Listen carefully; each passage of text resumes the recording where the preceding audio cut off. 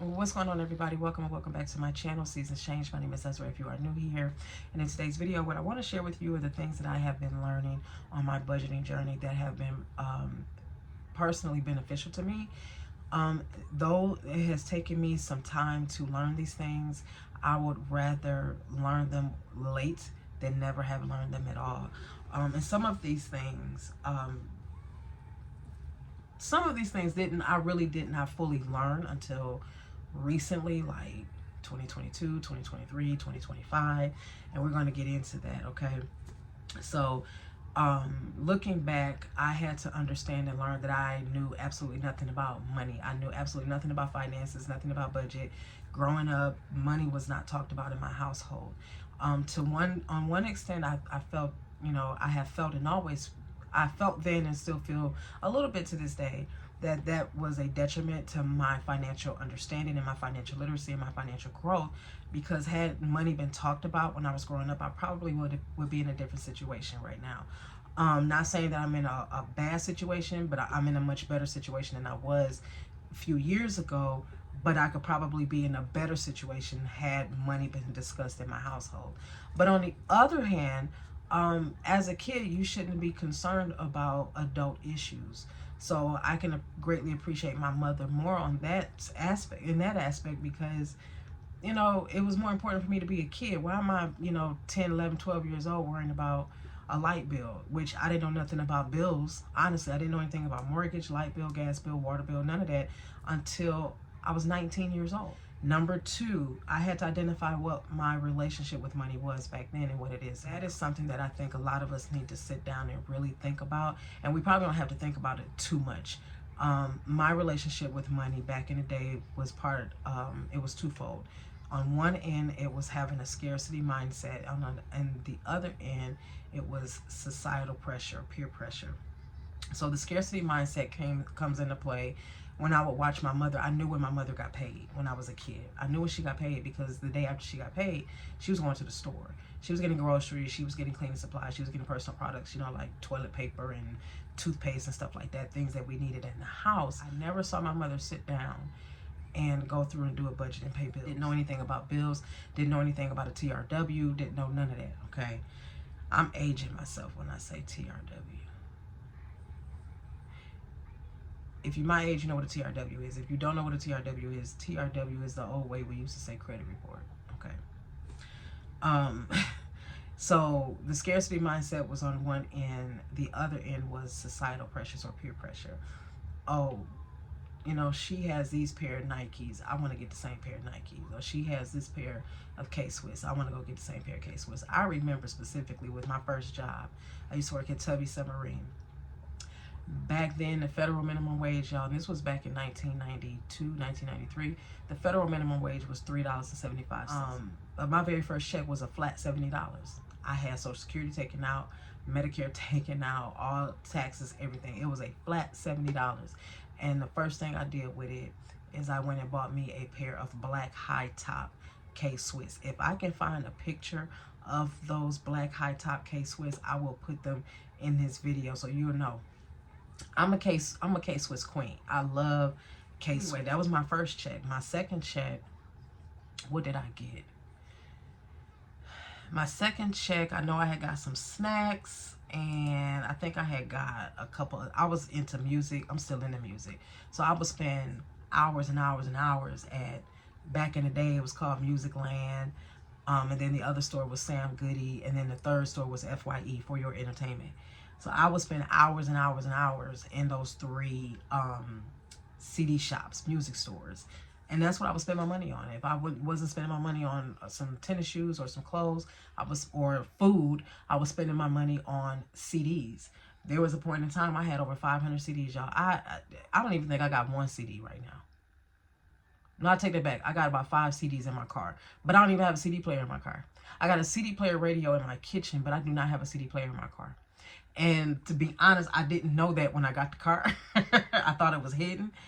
But yeah, anyway, so yeah, I had to identify what my relationship with money is. Again, on one end, it was a scarcity mindset. On the other end, it was peer pressure. I wanted to get everything that everybody else had. Maybe not everything, but some of the things that everybody else had, that my classmates had, and this is that and the third. But I also understood it wasn't important for me to have that stuff. But at the same time, if I wanted to get it, I knew I had the ability to get it, if that makes sense. The third thing that I had, now that one, identifying what my relationship with money was, that didn't happen really until 2022, 2023, when I really just sat down and I was asking God to help me figure out why, you know, what was my relationship with money. I don't know where it had came from. So I was trying to figure out, why was I spending my money on this other stuff that really wasn't necessary, a bunch of clothes and stuff like that, that I got from Fashion Nova and Shein and Rainbow and whatever. Why was I spending all this money on this stuff? And I was doing it because I wanted to be like everybody else. I wanted to have packages come into my house that I can open up and say, yeah, I got this too, and I got that too. You know, it wasn't even fear of missing out. It was just basically feeling left out. I didn't want to feel left out. So I fell into societal pressures. As old as I was, I fell into societal pressures and was very, you know, was reckless with my money. So I had to go to another avenue because it was there and it was available to help me get caught up. And that's when I had to sit down and have a serious conversation with myself to figure out why I was going through this process, why I was doing this to myself, why. So that's when that came in. Number three, I had to understand the purpose and the role that money has in my life. You know, I had to learn to master my money and not allow my money to master me. I am still working on mastering my money, but I'm no longer walking in that allowing money to master me.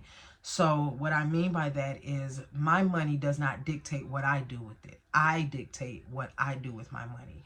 In other words, I don't let the societal pressures of the world tell me that I need to go spend $70 on a Stanley Cup or $60 on a Stanley Cup. It's a cup. Desiree, do you got a cup in the cabinet? Yes. Is it a Stanley Cup? No. But can you still drink water out of it? Yes. Can you drink coffee out of it? Can you drink whatever else out of it? Yes. Do you need to have it just to feel like you want to be a part of, that you're a part of the in crowd, or you're part of the new trend that's going on? You don't need that. You do not need that. So when I began to pay attention to what I was spending my money on, it was like, all it was I wanted to be a part of something. I didn't want to feel left out. I wanted to say, I have this too. You got that? Girl, I got that too. You got this laptop? Girl, I got that laptop. You got this phone? I got that same phone. You got this budgeting item? You got this book? I got the same thing. I just did not want to feel left out, because all my life I have felt left out. So yeah, I had to learn to understand the role that money plays in my life. It does not master me. I need to learn how to master it. And that means telling myself no. Telling myself, Desiree, you don't need that. It's not necessary, it's not needed, nor is it required. Number four, I made the decision to become more attentive to my finances. I didn't use the word budget back then, because to me, budget was just seemed too, you know, it was looked at as being, I looked at it as being restrictive. But I looked at the word attentive as being more like, I just want to pay more attention to my budget, to my finances, and see what I'm spending my money on. So I began to do that in January 2018, and I told myself to begin to pay all of my bills on time, not just one. So there's one bill that I paid on time without fail, emphatically, since I've been out on my own. And in another video, I will explain to you why that was. This was my electric bill. I had to make sure that I paid my electric bill every single month on time. And when I share that with you, I guarantee you it's about 10 to 15 of y'all out there that experience this, or you know somebody that experienced this happening to them. So it's not just you. Okay.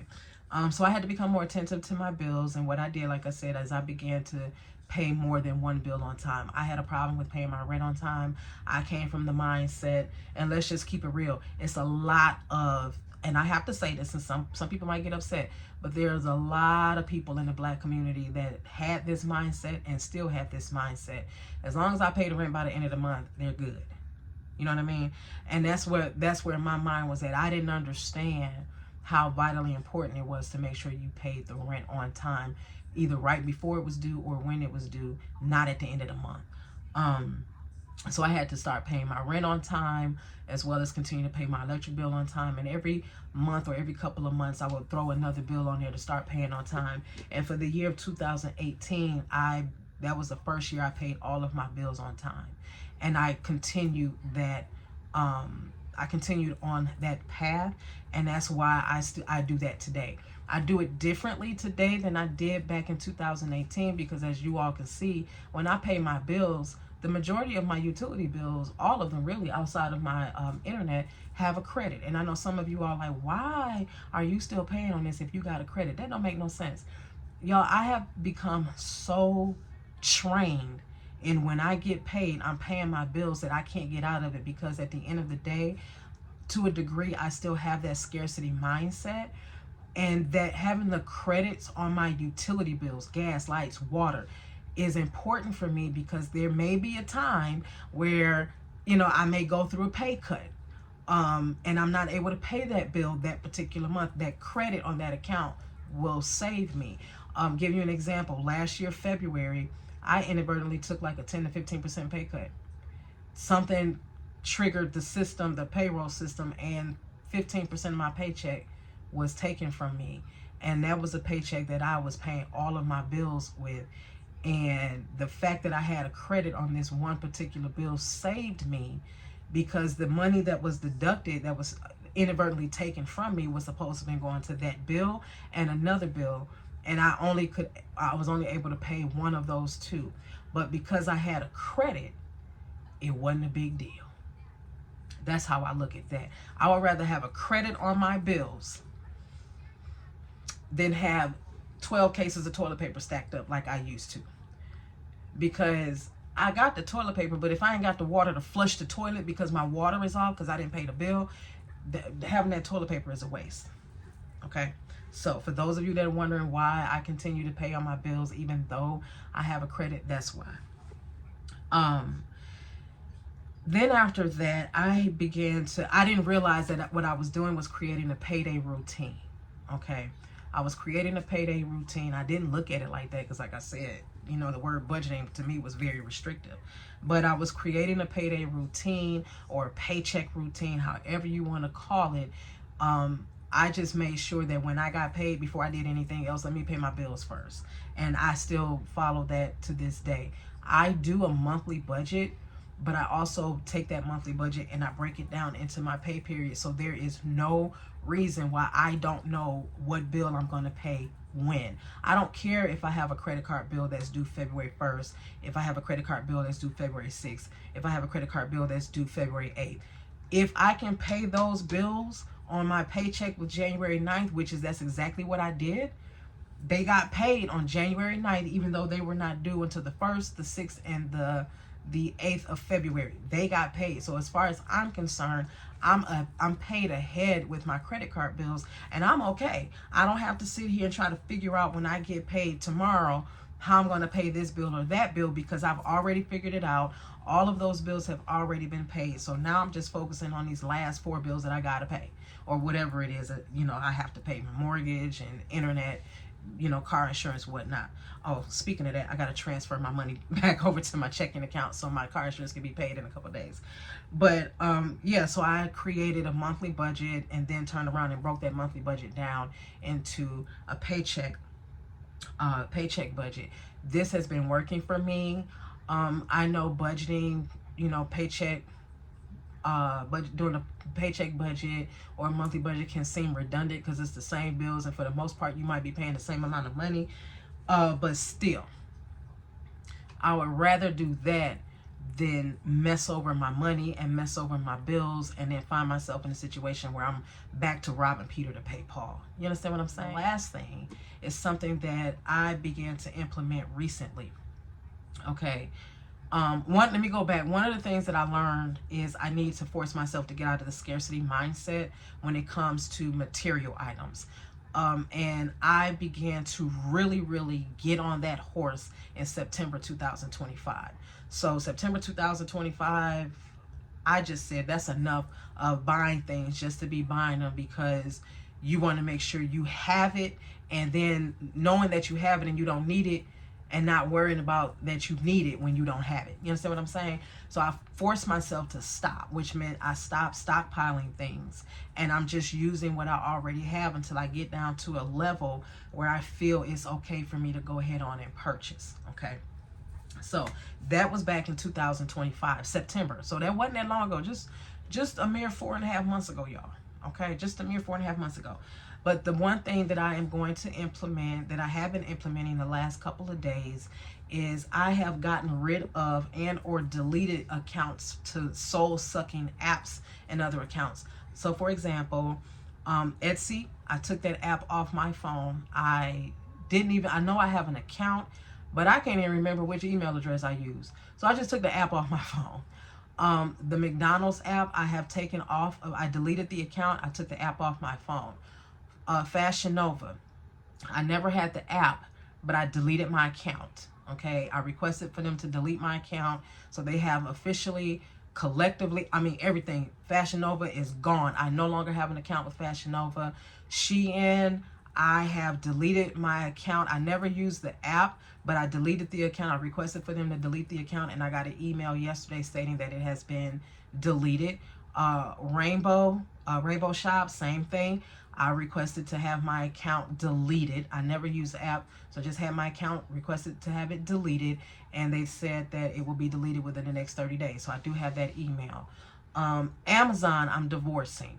So I did place an order with Amazon a couple days ago, and these were items that I needed. I needed some more hair gel, I needed some more eyebrow sealant, and I needed to replace 2 pots that I threw away a couple of months ago. I'm supposed to get those items on Sunday. So once I get those items and the money has been taken out of my account, I will be taking my card information out of my Amazon account. I will be logging out of my account, and I will be deleting the app off my phone. Can I still access Amazon off my laptop? Yes. Do I remember the password? Not really. I barely remember the password. And that is because when I access it on my phone, I use the face identifier. Okay, I use the face identifier. But do I feel like I'm going to get on my laptop every couple of days and place an order with Amazon? No. Why? Because I don't have time to be sitting here waiting on my computer to come up. I just don't. So I will be divorcing Amazon, and there's another reason behind that, and I will discuss that in another video. But I just wanted to share with you the things that I have been learning on my budgeting journey about myself when it comes to my money, and how I'm working towards bettering myself and holding myself more accountable, and being, again, more attentive to my finances, and not allowing society to pressure me or to push me into thinking I need all these things. I do not need all this stuff that people are pushing, telling you to get, because, you know, they get some coin off of it. And then there's nothing wrong with that. But there comes a point in time where we have to be grown, not just adults, but be grown and say, you know what? That's nice, that's cute, but right now I got $10,000 worth of debt I got to pay off, and every little dollar counts. Every penny, every nickel, every dime, every quarter counts. Okay. With that, I will see you all in another video. Why don't you, if you want, you can share with me the things that you have learned on your budgeting journey, because there may be some things that you may have learned that I never thought about, that could help me along the way as I continue on this budgeting journey, and vice versa. With that, you guys, I'll see you later. Bye.